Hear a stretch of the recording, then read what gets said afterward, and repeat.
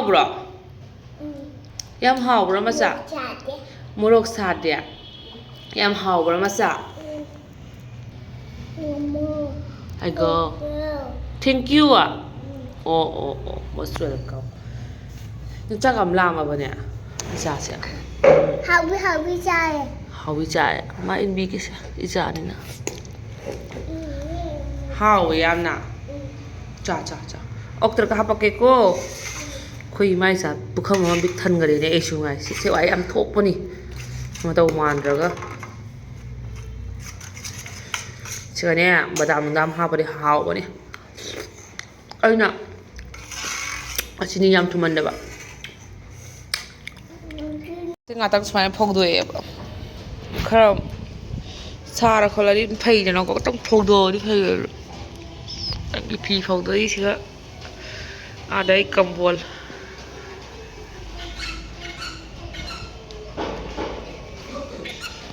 ꯖꯦꯡꯒꯅꯦ ꯌꯥꯝ ꯍꯩꯌꯦ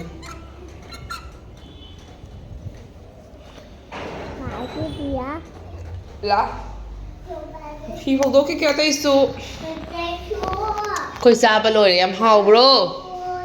everyone ꯃꯌꯥꯝ ꯉꯁꯤꯒꯤ ꯚꯤꯗꯤꯑꯣꯁꯦ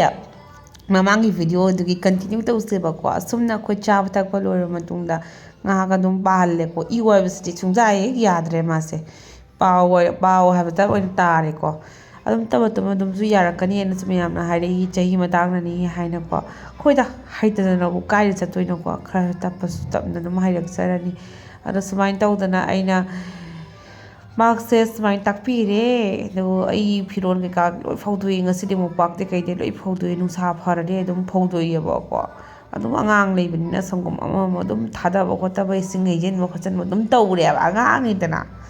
ꯑꯗꯣ ꯃꯌꯥꯝ ꯁꯨꯃꯥꯏꯅ ꯇꯧꯔꯦ ꯑꯩꯁꯨ ꯅꯨꯃꯤꯠ ꯉꯥꯏꯍꯥꯛ ꯂꯩꯔꯦ ꯅꯨꯡꯁꯥ ꯐꯔꯦ ꯆꯠꯈ꯭ꯔꯦ ꯀꯥꯔꯄꯣꯠ ꯃꯌꯥꯝ ꯐꯝ ꯄꯨꯁꯜꯂꯒ ꯊꯥꯔꯦ ꯃꯥꯁꯨ ꯉꯥꯛꯇꯪ ꯌꯦꯡꯍꯟꯕꯤꯔꯒꯦ ꯐꯤ ꯁꯨꯗꯕꯁꯨ ꯈꯔ ꯋꯥꯠꯂꯤ ꯈꯤꯇꯪ ꯐꯧꯈꯤꯁꯅꯨ ꯑꯩꯒꯤ ꯀꯝꯕꯣꯜꯒꯁꯦ ꯑꯗꯨ ꯂꯣꯏꯔꯒ ꯑꯩ ꯐꯤ ꯃꯣꯝꯄꯥꯛꯄꯤꯗꯛ ꯑꯃ ꯁꯨꯒꯗꯕ ꯂꯩ ꯑꯗꯨꯒ ꯃꯌꯥꯝ ꯑꯩ ꯀꯥꯡꯉꯧ ꯉꯧꯒꯦ ꯇꯧꯔꯤꯅꯦ ꯈꯥꯡꯁꯦ ꯐꯖꯅ ꯐꯦꯡꯗꯣꯛꯈ꯭ꯔꯕꯅꯦ ꯉꯧꯔꯦ ꯍꯧꯖꯤꯛ ꯅꯍꯥꯟ ꯇꯛꯄ ꯁꯪꯗꯕꯀꯣ ꯃꯌꯥꯝ ꯉꯁꯤꯒꯤ ꯍꯤꯟꯖꯥꯡꯁꯦ ꯈꯥꯃꯦꯟ ꯁꯤꯟꯕꯤꯒ ꯂꯨꯄꯥ ꯄꯥꯝꯕꯤꯒ ꯊꯣꯡꯕꯅꯤ ꯌꯥꯝ ꯍꯥꯎꯒꯗ꯭ꯔꯥ ꯐꯗꯤꯒꯣꯝꯒ ꯅꯝꯅ ꯍꯥꯞꯄꯒ ꯃꯆꯨꯁꯦ ꯐꯖꯔꯦ ꯍꯥꯎꯔꯅꯤ ꯕꯥꯃꯣꯟ ꯑꯗꯨꯃꯥꯏꯅ ꯇꯧꯔꯛꯑꯦꯕ ꯑꯩ ꯎꯕꯗ ꯑꯩꯅ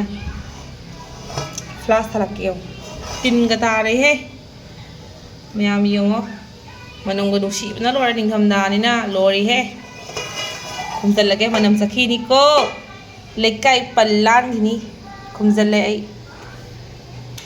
ꯁꯤꯒ ꯂꯩꯔꯦ ꯏꯆꯥꯅꯨꯄꯤꯒꯤ ꯑꯥꯂꯨꯗꯣ ꯅꯝꯅ ꯈꯜꯂꯤꯅꯦ ꯃꯥꯒꯤꯗꯃꯛꯇ ꯍꯥꯞꯄꯤꯅꯤ ꯑꯥꯂꯨꯁꯦ ꯇꯣꯠꯅꯕ ꯑꯉꯥꯡꯅꯤꯅꯀꯣ ꯃꯥꯒꯤ ꯃꯣꯔꯣꯛ ꯁꯥꯗꯕ ꯁꯤꯒ ꯆꯔꯥ ꯑꯃꯒ ꯂꯩꯔꯦ ꯂꯨꯄꯥ ꯄꯥꯝꯕꯤ ꯃꯌꯥꯝ ꯉꯁꯤꯗꯤ ꯑꯩꯈꯣꯏꯕꯥꯅꯤꯁꯦꯀꯣ ꯐꯦꯟꯁꯤ ꯔꯣꯝꯗ ꯍꯥꯏꯐꯦꯠꯇꯪ ꯆꯠꯂꯨꯈꯤꯒꯦ ꯑꯗꯨꯝ ꯅꯤꯡꯊꯝꯊꯥ ꯌꯧꯁꯜꯂꯛꯑꯕꯅꯤꯅ ꯀꯩꯅꯣ ꯑꯗꯨꯝ ꯌꯦꯡꯕ ꯑꯣꯏꯅ ꯆꯠꯂꯨꯈꯤꯒꯦ ꯑꯩꯈꯣꯏ ꯆꯥꯕ ꯊꯛꯄ ꯂꯣꯏꯔꯦ ꯂꯨꯄꯥ ꯄꯥꯝꯕꯤꯒ ꯈꯥꯃꯦꯟ ꯁꯤꯟꯕꯤꯒ ꯊꯣꯡꯕ ꯆꯥꯔꯦ ꯌꯥꯝ ꯍꯥꯎꯔꯦ ꯑꯗꯨ ꯂꯣꯏꯔꯒ ꯑꯩꯈꯣꯏ ꯂꯣꯏꯁꯤꯜꯂꯒ ꯂꯣꯏꯔꯦ ꯅꯤꯡꯊꯝꯊꯥ ꯃꯇꯝꯅꯤꯅ ꯁꯟꯗꯥ ꯇꯥꯁꯜꯂꯛꯄꯅ ꯍꯥꯜꯂꯅꯤ ꯑꯗꯣ ꯑꯩꯈꯣꯏ ꯆꯠꯂꯨꯈꯤꯒꯦ ꯃꯌꯥꯝ ꯌꯧꯔꯒ ꯑꯃꯨꯛ ꯌꯦꯡꯍꯜꯂꯛꯀꯦ ꯍꯥꯏꯌꯣ ꯌꯧꯔꯒ ꯑꯃꯨꯛ ꯌꯦꯡꯍꯜꯂꯛꯀꯦꯕ ꯍꯣꯔꯦꯟ ꯌꯧꯔꯒ ꯑꯃꯨꯛ ꯀꯩꯀꯩꯅꯣ ꯑꯍꯣꯡ ꯑꯆꯥꯎ ꯀꯩꯀꯩ ꯂꯩꯒꯦ ꯍꯥꯏꯅꯀꯣ ꯃꯌꯥꯝ ꯁꯦꯜꯒꯤ ꯌꯥꯝ ꯃꯊꯧ ꯇꯥꯏꯌꯦꯕ ꯁꯨꯅꯥꯉꯥꯟ ꯊꯣꯛꯑꯦ ꯄꯩꯁꯥ ꯁꯨꯅꯥꯉꯥꯟ ꯊꯣꯛꯑꯦ ꯄꯩꯁꯥ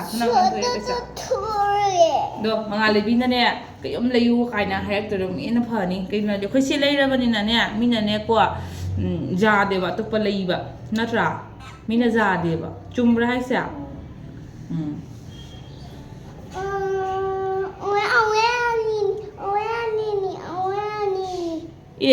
ꯑꯣꯌꯦ ꯑꯝꯇꯪꯅ ꯌꯥꯔꯦ ꯑꯣꯌꯦ ꯑꯅꯤ ꯃꯊꯧ ꯇꯥꯗꯤꯅ ꯑꯗꯨ ꯐꯖꯩꯗꯣ ꯑꯣꯏꯔꯦ ꯌꯥꯝ ꯐꯖꯩ ꯃꯤꯅ ꯄꯤꯌꯨ ꯍꯥꯏꯅꯤꯅꯦ ꯈꯪꯕ ꯃꯌꯥꯝ ꯕꯥꯏꯛꯇ ꯑꯣꯏꯅ ꯔꯦꯄꯤꯗꯣꯗ ꯇꯧꯔꯦꯕꯀꯣ ꯑꯗꯨꯒ ꯑꯣꯏꯅ ꯇꯧꯔ ꯆꯠꯂꯦ ꯑꯗꯨꯒ ꯃꯤꯅ ꯐꯠꯇꯕ ꯈꯟꯒꯤꯅꯤ ꯑꯩꯈꯣই ꯈꯨꯜꯂꯛꯇꯗꯤ ꯂꯩꯇꯕꯅꯤꯅꯀꯣ ꯁꯨꯃꯥꯏꯅ ꯔꯦꯄꯤꯗꯣ ꯀꯩꯀꯥꯁꯦ ꯑꯗꯨꯝ ꯐꯠꯇꯕ ꯑꯩꯈꯣꯏ ꯐꯦꯟꯁꯤ ꯕꯖꯥꯔ ꯌꯧꯔꯦ ꯆꯪꯈꯤꯒꯦ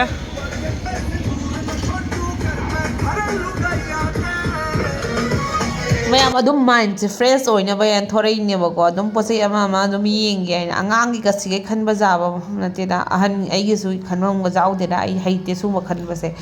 ꯑꯗꯣ ꯌꯥꯝ ꯍꯩꯕ ꯂꯩꯀꯣ ꯄꯥꯔꯞ ꯁꯥꯔꯞ ꯇꯧꯕ ꯃꯤꯗꯤꯅꯦꯀꯣ ꯌꯥꯝ ꯈꯜꯂ ꯐꯖꯅ ꯁꯦꯠꯄ ꯌꯥꯏꯑꯕꯀꯣ ꯑꯩꯗꯤ ꯉꯝꯁꯨ ꯉꯝꯖꯗꯦ ꯍꯩꯁꯨ ꯍꯩꯇꯦ ꯈꯟꯕ ꯑꯗꯨꯒꯩꯗꯤ ꯑꯉꯥꯡꯁꯤꯒ ꯀꯤꯖꯩꯌꯦꯕ ꯃꯤ ꯆꯤꯟꯕꯗ ꯑꯉꯥꯡꯒ ꯄꯨ ꯆꯠꯈ꯭ꯔꯗꯤ ꯑꯩꯅ ꯄꯣꯠꯆꯩ ꯈꯜꯂꯤꯉꯩꯗ ꯑꯗꯨꯃꯥꯏꯅ ꯑꯩꯁꯦ ꯌꯥꯝ ꯀꯨꯏꯅ ꯂꯩꯔꯛꯇꯦ ꯉꯥꯛꯇꯪ ꯑꯩꯅꯅꯦ ꯈꯜꯂꯤꯁꯤꯅꯀꯣ ꯑꯩ ꯖꯤꯟꯁ ꯑꯃ ꯂꯩꯒꯦ ꯆꯠꯄꯅꯦ ꯗꯨꯀꯥꯟ ꯑꯃꯈꯛ ꯐꯦꯟꯁꯤꯁꯦ ꯑꯩ ꯑꯝꯇ ꯂꯥꯛꯆꯗ꯭ꯔꯤꯕ ꯑꯩ ꯐꯥꯔꯁ ꯇꯥꯏꯝ ꯑꯃꯨꯛꯈꯛ ꯆꯠꯈ꯭ꯔꯦꯕꯀோ ꯑꯗꯨꯗꯨꯒ ꯑꯩꯈꯣꯏ ꯅꯥꯎꯅꯨꯒ ꯆꯠꯄꯅꯦꯕꯀꯣ ꯑꯗꯣ ꯐꯥꯔꯁ ꯇꯥꯏꯝꯗꯨ ꯑꯗꯨꯒ ꯆꯠꯄꯁꯤꯒꯀꯣ ꯑꯗꯨꯅꯅꯦꯀꯣ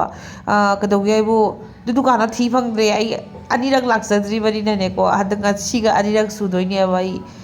ꯑꯗꯨꯛꯀꯤ ꯃꯇꯤꯛꯁꯨ ꯊꯣꯛꯇꯕꯅꯤꯅ ꯈꯪꯁꯨ ꯈꯪꯗꯦ ꯈꯪꯉꯕ ꯑꯗꯨꯅꯅꯦ ꯑꯩꯁꯦ ꯌꯥꯝ ꯃꯅꯨꯡ ꯆꯪꯉꯒ ꯑꯃꯨꯛ ꯍꯦꯟꯅ ꯑꯉꯥꯡ ꯌꯥꯎꯕꯁꯤꯒ ꯀꯤꯖꯔꯛꯄ ꯍꯥꯏꯒꯗ꯭ꯔꯥ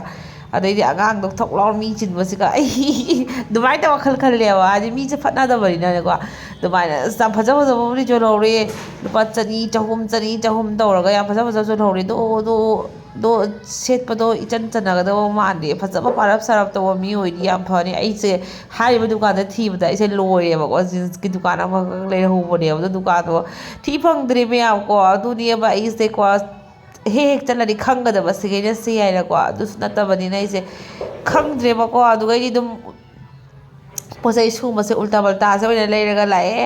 ꯑꯗꯨꯝ ꯑꯉꯥꯡ ꯌꯥꯎꯕꯅꯤꯅ ꯀꯩꯅꯣꯝ ꯂꯩꯇꯕꯗꯤ ꯌꯥꯗꯦ ꯑꯗꯨꯃꯥꯏꯅ ꯇꯧꯔꯒ ꯑꯩꯁꯦꯀꯣ ꯑꯗꯣ ꯃ꯭ꯌꯨꯖꯤꯛ ꯊꯥꯕꯅꯤꯅꯅꯦ ꯑꯩꯁꯦ ꯀꯣꯄꯤꯔꯥꯏꯠ ꯆꯥꯒꯅꯤ ꯍꯥꯏꯅ ꯑꯩꯅ ꯂꯣꯏꯅ ꯕꯦꯛꯒ꯭ꯔꯥꯎꯟꯒꯤ ꯃ꯭ꯌꯨꯖꯤꯛꯁꯤꯡꯁꯦ ꯂꯣꯏ ꯑꯣꯐ ꯊꯝꯃꯦ ꯑꯩꯅꯀꯣ ꯋꯥꯔꯧꯒꯗꯣ KFC मानवी चिकन से हम हावबने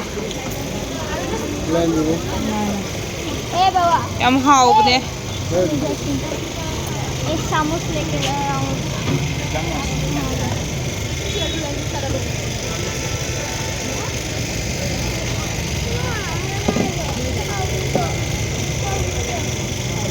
होय आ यू मेरा साथ रोबने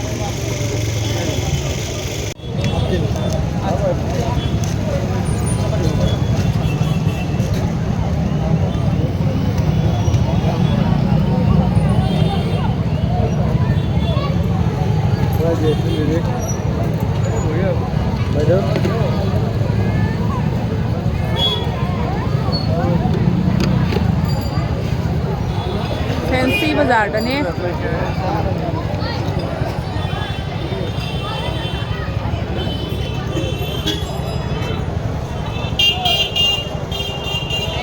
ꯑꯩ ꯑꯍꯥꯟꯕ ꯑꯣꯏꯅ ꯆꯥꯛ ꯆꯥꯒꯦ ꯇꯧꯔꯤꯅꯦ ꯑꯩ ꯌꯦꯡꯕꯗꯤ ꯌꯥꯝ ꯎꯔꯕ ꯑꯗꯨꯒ ꯑꯝꯇ ꯆꯥꯗ꯭ꯔꯤꯕ ꯍꯥꯏꯇꯥꯔꯦ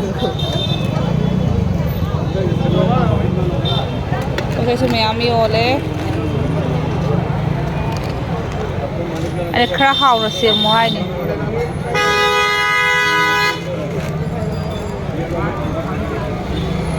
इसका नाम क्या है जो आप बना रही है पपड़ी चाट ये प्राइस कितना है 60 आज मैं पहली बार खाऊंगी ये पपड़ी चाट जो है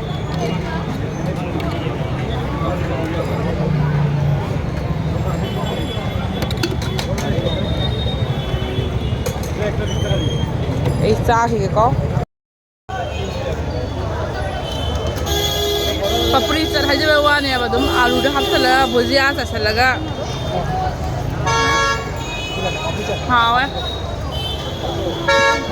ꯃꯌꯥꯝ ꯉꯥꯏꯍꯥꯛꯇꯪ ꯇꯅꯤꯗ ꯑꯩꯅ ꯆꯠꯂꯨꯕꯁꯤꯗꯤꯀꯣ ꯑꯗꯣ ꯊꯦꯡꯁꯨ ꯌꯥꯝ ꯊꯦꯡꯅ ꯆꯠꯂꯦ ꯑꯉꯥꯡ ꯌꯥꯎꯕꯅꯤꯅ ꯑꯩ ꯑꯃꯨꯛ ꯍꯟꯅ ꯆꯠꯄ ꯉꯝꯃꯔꯣꯏ ꯁꯤ ꯀꯔꯕꯥꯔꯁꯤꯃꯗꯤ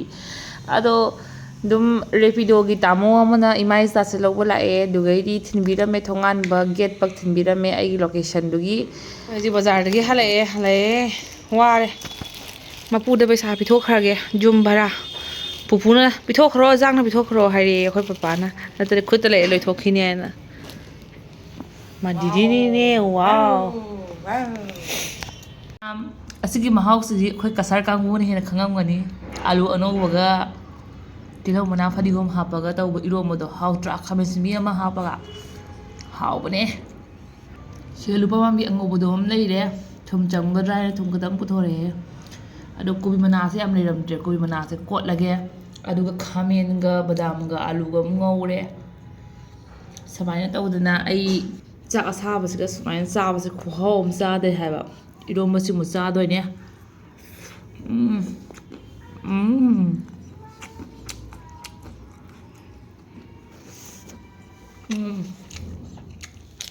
Hallå. Exakt hur många sitter på kvar jamma. Guna. เอามาตั้งซอยเลยเช่นเจอกัน next video ไงวิดีโอ